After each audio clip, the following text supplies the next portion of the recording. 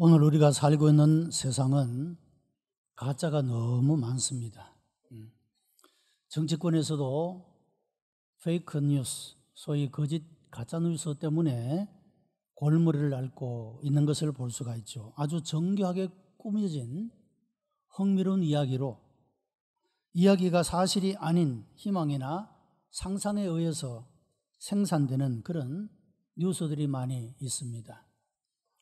또 여러분, 거짓 주식 정보, 부동산, 거짓 매물 이런 것들이 많이 나타나서 아주 순진한 사람들이 미혹을 당하고 또 거기에 유혹받아서 여러 가지로 손해를 겪고 어려움을 보는 그런 경우도 볼 수가 있습니다.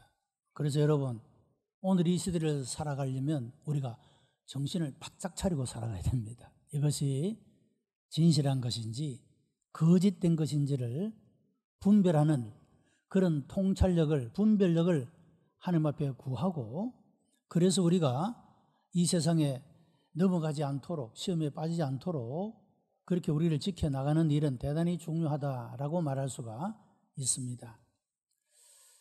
바벨론에서 포로로 살기라고 하는 책을 지은 레리 오스본이라고 하는 목사님은 이런 이야기를 합니다. 여러분, 바벨론에서 포로로 살아간다는 일이 얼마나 괴롭고 힘든 일입니까? 그 우상의 도시, 우상을 섬기는 나라에서 포로로 끌려간 사람이 우상을 섬기지 않고 하나님을 섬기는 믿음을 지킨다고 하는 일이 여러분 얼마나 힘들고 어려운 일입니까? 그야말로 확신이 없으면 견딜 수 없는, 지켜낼 수 없는 그런 믿음의 삶이라고 말할 수가 있을 것입니다. 자, 여러분, 우리가 믿는 믿음이 진리의 말씀, 하나님의 말씀에 근거하지 않고 우리가 다른 것에 의존하게 되게 되면 우리가 가진 그 믿음은 가짜 믿음이라고 할 수가 있습니다. 우리가 가짜 믿음에 근거하는 삶을 살아가게 될 때 어떤 일들이 생겨나느냐 하면 우리의 기도가 응답되지 않는 것에 대하여 하나님을 향하여 불평하고 원망하고 분노를 쏟아내게 된다라고 하는 것입니다. 하나님이 말씀하지도 않았고 하나님이 약속하지도 않았는데 자기의 기대, 자기의 욕망, 자기의 희망, 그것에 근거해서 하나님께 기도하고 하나님이 그 기도를 응답해 주지 않는다고 하나님을 향하여 막 분노를 터뜨리고 불평하고 원망하는 이런 모습을 보일 수 있게 된다라는 것입니다. 또 뿐만 아니라 아무런 변화도 일으키지 못하는 믿음에 대하여 환멸을 느끼게 되어지는 그런 결과로 나타나게 된다라고 말하고 있습니다. 자, 여러분, 우리가 하나님의 약속에 근거하여 하나님의 진리 안에 근거하여 우리가 하나님 앞에 기도하면 그 기도는 반드시 응답되는 줄로 믿습니다. 그런데 그것이 아니고 내 욕망에 근거해서 여러분 기도하는 것은 성경도 그렇게 말하죠. 잘못 구하기 때문에 응답되지 않는다라고 말씀하고 있지 않습니까? 또 우리가 믿음 안에서 살아간다는 그 삶은 내 삶이 옛사람에서부터 새사람으로 변화되는 우리의 삶이 몰라보게 달라지는 변화의 삶이 믿음의 삶 속에 내포되어 있습니다. 그런데 우리가 참된 믿음을 갖지 못하고 가짜 믿음에 근거하게 될 때 그 믿음은 결코 우리의 삶을 새롭게 만들거나 구원해내거나 변화시키지 못한다고 하는 것입니다. 그러니까 자기가 진리에 근거한 믿음을 갖지 못하고 가짜 믿음을 가지고 있으면서 믿음에 대한 회의와 환멸을 가질 수 있게 된다라고 이야기하고 있습니다. 사랑하는 성도 여러분, 우리 오천중앙교회 성도들은 가짜의 믿음이 아니라 거짓된 정보에 근거한 믿음이 아니라 진리의 말씀, 생명의 말씀, 능력의 말씀, 하나님의 말씀에 근거한 믿음을 가진 성도가 되시기를 바랍니다. 그러면 우리의 삶에는 놀라운 역사가 일어납니다. 하나님의 기적적인 능력이 나타나게 될 줄로 믿습니다. 우리가 그런 믿음의 삶을 살아가야 하는 것입니다. 오늘은 우리 교회가 추수감사절로 지키는 주일입니다. 1년 동안 하나님께서 주신 은혜에 감사하는 절기입니다. 일상생활에서 주시는 하나님의 은혜를 감사하기도 하고, 우리는 특별한 날에 감사하기도 하고, 특별한 은혜를 주신 것에 대해서 우리가 또한 감사하며 살아가기도 한다라고 하는 것입니다. 여러분, 우리가 출생한 날로부터 오늘에 이르기까지 헤아려 보면 하나님의 은혜가 얼마나 크고 놀라운 것인가를 생각할 수가 있습니다. 그래서 오늘 이 시점에서 다시금 하나님이 베푸신 은혜들을 기억하며 우리가 감사함으로 하나님 앞에 영광을 돌리는 그런 예배가 되시기를 바랍니다. 일상에서 주신 복뿐만 아니라 병들고 약하고 어렵고 힘들 때 나를 버리지 아니하시고 나를 안으시고 나를 품으시고 내 손을 잡아주신 그 하나님의 또한 특별한 은혜들을 기억하면서 우리가 감사를 드리게 되는 것입니다. 오늘 본문의 말씀이 이런 특별한 감사를 담고 있는 이야기입니다. 나병 환자 10명이 있었습니다. 예수님께서 지나가시는 모습을 보게 되었고, 예수 선생님이여 우리를 불쌍히 여겨 주십시오라고 부르짖게 되어졌습니다. 예수님께서 그들을 보시고 불쌍히 여기셔서 너희들이 가서 너희 몸을 제사장에 보이라고 말씀을 하셨습니다. 이 10명의 나병 환자들은 예수님의 말씀을 듣고 제사장에게로 가는 그 도중에 10명이 모두 다 병에서 낫게 되었다라고 말하고 있습니다. 여러분, 특별한 하나님의 은혜입니다. 왜냐하면 나병은 죽음의 병입니다. 치유될 수 없는 절망적인 병입니다. 그런데 이 병이 깨끗하게 되어졌다고 하는 것은 특별한 하나님의 은혜의 역사라고 말할 수가 있는 것입니다. 얼마나 놀랍고 큰 하나님의 은혜인지 모르는 것입니다. 여러분, 우리나라에서도 소록도라든지 이 나병 환자의 집성촌이 자리 잡고 있는 모습을 볼 수가 있습니다. 이들은요, 가족과 함께 할 수가 없습니다. 그리고 사람들에게 소외당하고 무관심 속에 있습니다. 사람들과 함께 어울릴 수도 없습니다. 그들의 삶이 얼마나 비참하고 처절한 것인가. 자기의 몸을 들여다보아도 비참하고, 자기의 삶의 환경을 둘러보아도 비참하고, 여러분, 얼마나 비참한 그런 결과를 가지고 있는 병인가 하는 것입니다. 이렇게 무서운 병에서, 죽음의 병이라고 불려지는 이 병에서 고침을 받았다고 하는 것, 얼마나 놀라운 하나님의 은혜요 큰 역사인가라고 하는 것입니다. 그런데 이 10명이 다 고침을 받았지만 9명은 제사장에게로 가서 그들의 몸을 보이고 확인을 받아서 아마도 집으로 갔을 것입니다. 그런데 오직 한 사람, 그리고 돌아온 이 한 사람은 이방인이었다라고 말하고 있습니다. 이 한 사람만이 가다가 고침을 받은 것을 알고 되돌아와서 예수님께 엎드려 감사를 드렸다라고 말씀을 하고 있습니다. 10명이 모두가 다 고침을 받았는데 9명은 그냥 집으로 돌아가 버리고 한 명만이 예수님께 돌아와 감사를 했다고 말하고 있는 것입니다. 예수님은 책망을 했습니다. 9은 어디 있느냐? 그렇게 말씀하고 있습니다. 여러분, 그리스도인들이 종교 생활에서 얼마나 많은 감사와 사랑을 말하는지 모릅니다. 그러나 일상생활에서는 사소한 문제에도 사랑을 잃어버리고 원망하고 불평하고 비난하고 감사하지를 않습니다. 어쩌면 우리의 현실의 모습을 보여주는 그런 본문의 이야기라고 말할 수가 있을 것입니다.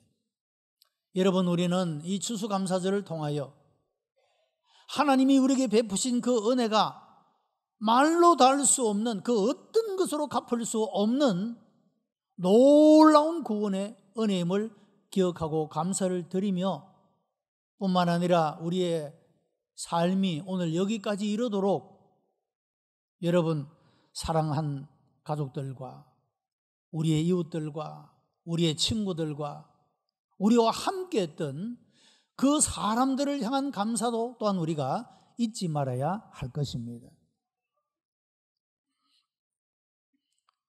유대인의 전설에 나오는 이야기입니다. 하나님께서 천사를 세상에 보내시면서 소원과 감사를 거두어오라고 천사를 보냈습니다. 그랬더니 소원의 바구니는 금방 차버렸습니다. 그런데 감사의 바구니에는 하나도 담기지 않았다. 그런 이야기가 있습니다. 여러분, 이것은 얼마나 우리가 하나님이신 은혜는 잊어버리고 우리의 소원만, 우리의 원하는 것만 하나님 앞에 아릴 때가 얼마나 많으냐 하는 것을 보여주는 이야기입니다. 여러분, 감사는 하나님을 영화롭게 한다라고 말하고 있습니다. 하나님이 우리를 위하여 행하신 일이 너무너무 많은데 그 하나님이 우리를 위하여 행하신 그 일들에 감사를 올리는 것은 하나님을 영화롭게 하는 일이 된다라고 말하고 있습니다. 여러분, 시편 37편 4절에서는 또 여호와를 기뻐하라. 그러면 저가 내 마음의 소원을 이루어 주시리로다라고 말씀하고 있습니다. 여러분, 우선적인 일은 하나님을 먼저 기뻐하는 삶을 사는 것입니다. 마태복음 6장 33절에도 너희는 먼저 그의 나라와 그의 의를 구하라. 그래야면 이 모든 것을 너희에게 더하시라고 말씀했습니다. 여러분, 우리가 먼저 구할 것이 있다 그 말이죠. 이 우선순위가 우리가 잘 지켜지게 되면 하나님은 우리가 구하지 않는 것도 우리에게 필요한 모든 것들을 하나님이 채우신다라고 말씀하고 있는 것입니다. 그런데 우리가 정욕으로 구하고 욕심으로 구하면 그 자체가 하나님 앞에 응답조차 되지 않는다고 말씀하고 있는 것입니다. 여러분, 우리의 믿음이 진리의 말씀에 근거한 참된 믿음의 사람들이 되시기를 바랍니다. 우리의 소원에 근거한 믿음은 가짜의 믿음입니다. 응답되지 않는 믿음이라고 하는 것입니다. 자, 오늘 본문의 말씀을 보면 이와 같이 유대인 9명은 감사하지 아니했고 이방인 한 사람은 감사했다라고 유대인과 이방인을 대조하고 있습니다. 여러분, 유대인들은 마땅히 감사해야 될 사람들입니다. 왜냐하면 그들은 많은 민족들 가운데서 택한 민족이요, 하나님께서 뽑고 뽑은 내 백성이라고 그렇게 칭한 하나님의 특별한 은혜를 받은 민족들이기 때문입니다. 하나님은 그들의 눈물과 고통을 보시며 구원하셨고 그들이 잘못할 때도 용서하셨습니다. 그러나 그들은 하나님의 기대에 부응하지를 못했다고 하는 것입니다. 감사를 잃어버리고 하나님을 영화롭게도 하지를 않았습니다. 뿐만 아니라 그들은 악에 악을 더하여 선민의식으로 인하여 모든 사람들에게 복의 근원이 되는 복의 전달자가 되어야 했음에도 불구하고 오히려 그들은 이방인들을 무시하고 멸시하는 태도를 취했다고 하는 것입니다. 하나님께 감사하지 아니하는 악에 더하여서 이방인들을 무시하고 멸시하는 악을 더하였다라고 말하고 있는 것입니다. 성도 여러분, 비유적으로 말하면 현대의 유대인들은 신자들이요, 이방인들은 불신자라고 말할 수가 있을 것입니다. 여러분, 우리는 하나님의 택한 사람들 아닙니까? 하나님을 믿는 사람들 아닙니까? 우리가 하나님을 영화롭게 하지 아니하고 우리가 하나님께 감사를 드리지 않는다면 누가 하겠습니까? 우리 모두가 하나님의 기대에 부응하는 그런 삶을 살아가는 성도들이 되시기를 바랍니다. 두 번째는 우선순위의 대조를 볼 수가 있습니다. 레위기 14장의 말씀을 보면 이 나병에 걸리게 되면 그들은 마을을 떠나야 합니다. 가족이나 이웃들과 함께 있을 수가 없습니다.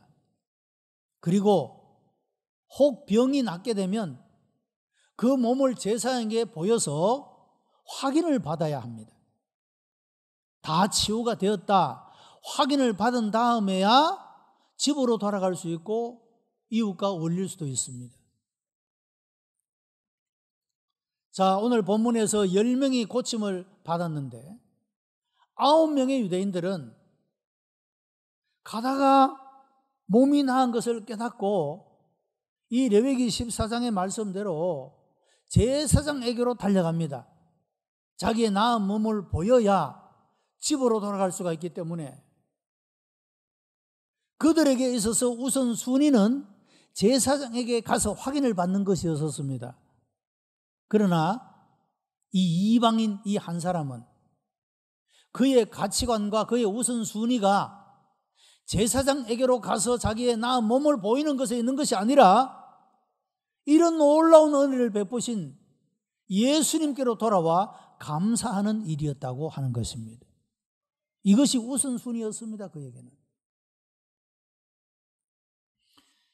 여러분, 사람마다 다 삶의 우선순위가 다릅니다. 다르게 말하면 가치관이 다 다르다 그 얘기입니다. 오늘 예배드리는 분들은 예배가 우선순위이기 때문에 여러분이 여기 온 줄로 믿습니다. 하나님을 예배하는 일이 내가 다른 어떤 일보다도 중요하고 우선적인 일이기 때문에 이 시간에 우리가 하나님 앞에 나와 예배를 드리고 있는 것입니다. 여러분, 우리가 하나님 앞에 헌금을 드리는 것도 마찬가지입니다. 하나님께 먼저 드리는 것이 우선적으로 중요한 것이기 때문에 우리가 하나님 앞에 헌금을 드리게 되는 것입니다. 그런데 우리가 하나님의 일이 우선인 사람, 여러분, 이런 사람은 다른 모든 일들도 잘 감당하는 그런 모습을 볼 수가 있습니다. 그런데 사람이 하나님의 일은 제2순위에 밀려서 내가 세상적인 어떤 일들로 분주하고 바쁠 때는요, 그 바쁜 일이 끝나지 않습니다. 늘 바쁘기 때문에 하나님께 우선적인 일을 감당할 수가 없는 사람이 되고 마는 것입니다. 그런데 예수 믿는 사람들을 보면요, 부지런하기도 하지만 많은 일들을 감당합니다. 하나님을 예배하는 일, 하나님이 기뻐하시는 그 섬기는 일들을 잘 감당할 뿐만 아니라 세상적인 일들도 얼마나 열심히 잘 감당하는지 모릅니다. 그러니까 하나님을 섬기는 일이 우선인 사람은 다른 모든 일들도 다 할 수 있는 사람이 된다는 겁니다. 바빠서 시간이 없어서 못하는 것이 결코 아니라고 하는 것입니다. 미국의 어느 대학 교수님이 교회에 나가지 않는 5가지 종류의 사람을 논문으로 발표를 했습니다. 첫째는 교회의 도덕적, 교리적 중압감 때문에 교회에 나가지 않는다는 겁니다.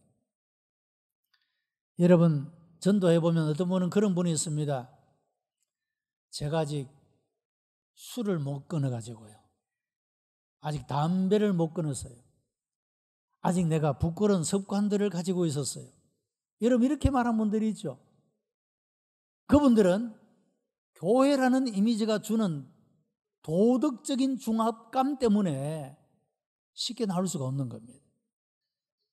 또 설사 교회에 나왔다 하더라도 그런 것에 유난히 중압감을 느끼는, 압박을 느끼는 사람은 괜히 다른 사람이 아무런 말을 안 해도 혼자 스스로 그런 중압감 때문에 교회를 나오지 않게 된다라고 말합니다.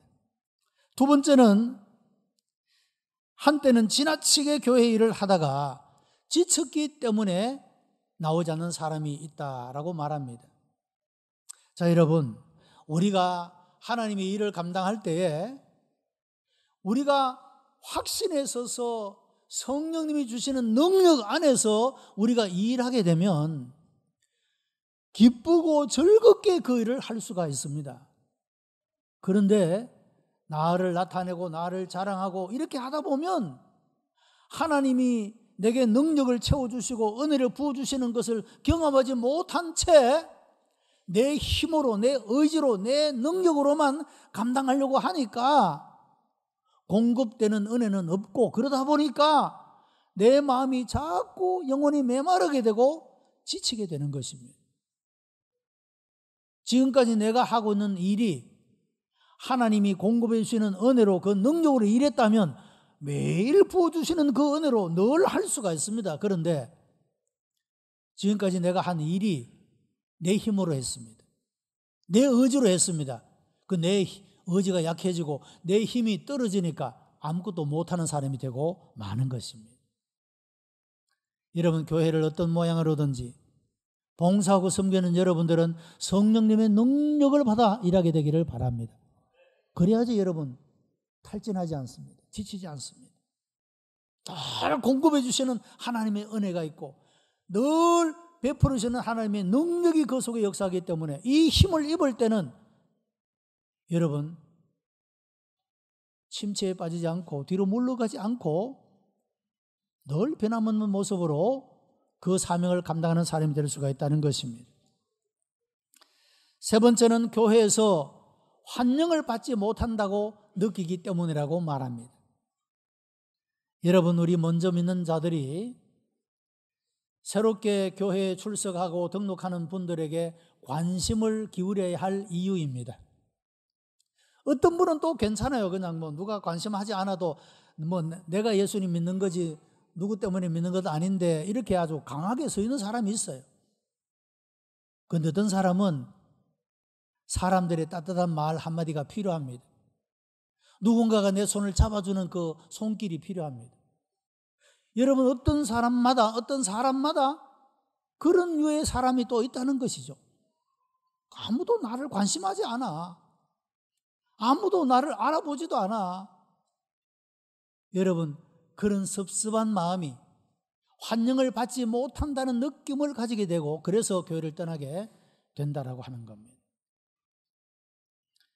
네 번째는 이사를 자주 다니다가 교회를 그만 잃어버리게 된다는 것입니다.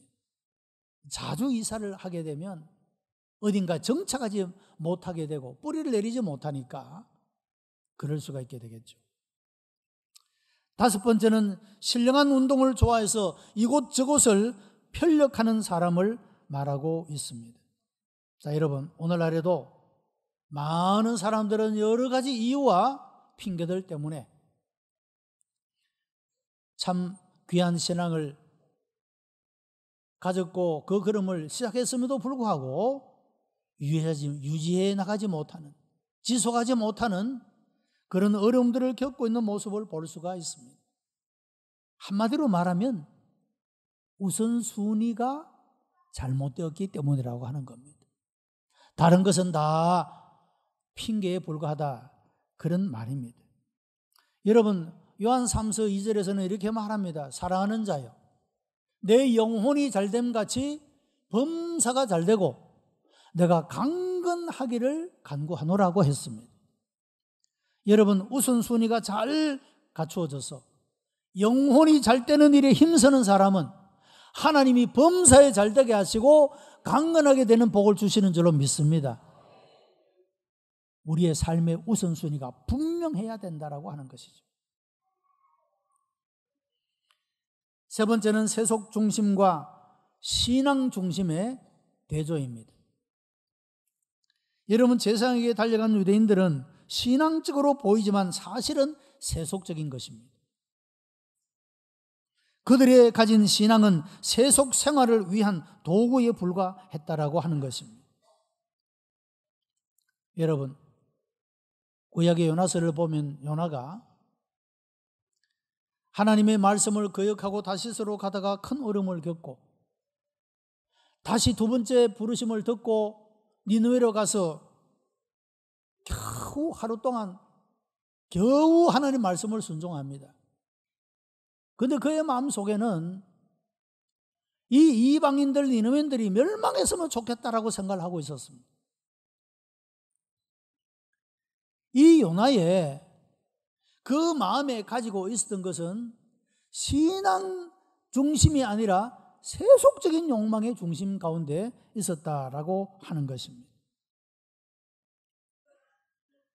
여러분, 이것이 바로 요나가 빠진 함정이라고 말할 수가 있습니다. 우리도 신앙생활을 하다 보면 요나가 빠진 함정에 우리도 빠질 수가 있다는 것입니다. 자기의 느낌, 자기의 감정, 자기의 생각, 이런 세속적인 것이 중심이 되어 있었기 때문에 하나님 말씀을 불순종했고, 순종해도 억지로 하게 되어지는 그런 삶의 모습을 보여주고 있다는 것입니다. 여러분, 우리가 하나님 말씀에 순종하되 기쁘게 순종하게 되기를 바랍니다. 즐겁게 순종하게 되기를 바랍니다. 그런 삶을 살아갈 때 우리의 삶은 풍성한 그런 삶을 살아갈 수 있게 되는 것입니다. 신앙 중심에 사는 사람은 언제나 안정된 평안 속에서 거할 수가 있습니다. 그리고 우리가 뭔가 소중한 것을 잃어버렸을 때에도 감사할 수가 있다라고 하는 것입니다. 억지의 감사가 아니라 진정한 믿음으로 진정한 감사를 드리는 그런 삶을 살아갈 수 있게 된다라고 하는 것입니다. 유대인의 전설에는 지상에서 성도들이 드리는 감사는 하늘에서 장미꽃이 된다, 그런 전설이 있습니다. 여러분, 우리가 하나님 앞에 영광을 돌리는 진정한 감사를 통하여 하늘의 장미꽃으로 피워내는 그런 우리 여러분들이 되시기를 바랍니다. 소록도에서 즐겨 부르는 찬송입니다. 날 구원하신 주 감사인데요, 우리 같이 한번 불러보면 좋겠는데, 날 구원하신 주 감사.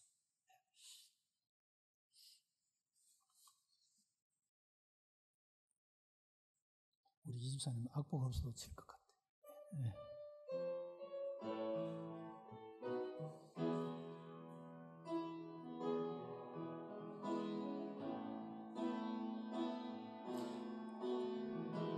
날 구원하신 주 감사, 모든 것 주심 감사, 지난 추억이 내 감사, 주 내 곁에 계시네.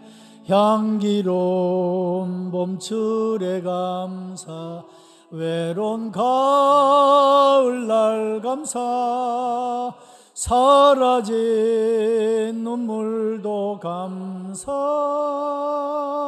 나의 영혼 평안해.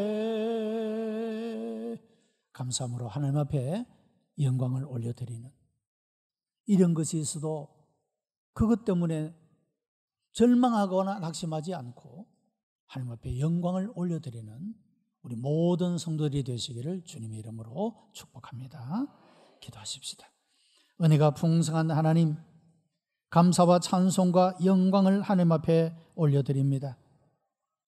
우리를 하나님의 자녀 삼으시고 이 땅에 필요한 모든 것들을 채우시며 우리가 이 땅에 떠날 그때에도 가득 큰 소망을 간직하고 갈 수 있도록 믿음의 큰 은혜를 주시니 감사하옵나이다. 우리 모든 성도들이 하나님 나라를 지향하며 이 땅에서 진정한 믿음으로 고난도 핍박도 감내하고 이겨나갈 수 있도록 역사에 주옵시며 어떤 환경과 조건과 형편에서도 감사로 하나님을 영화롭게 할 수 있는 하나님의 백성들이 다 되게 역사에 주시옵소서. 구주 예수 그리스도의 이름으로 기도드리옵나이다. 아멘.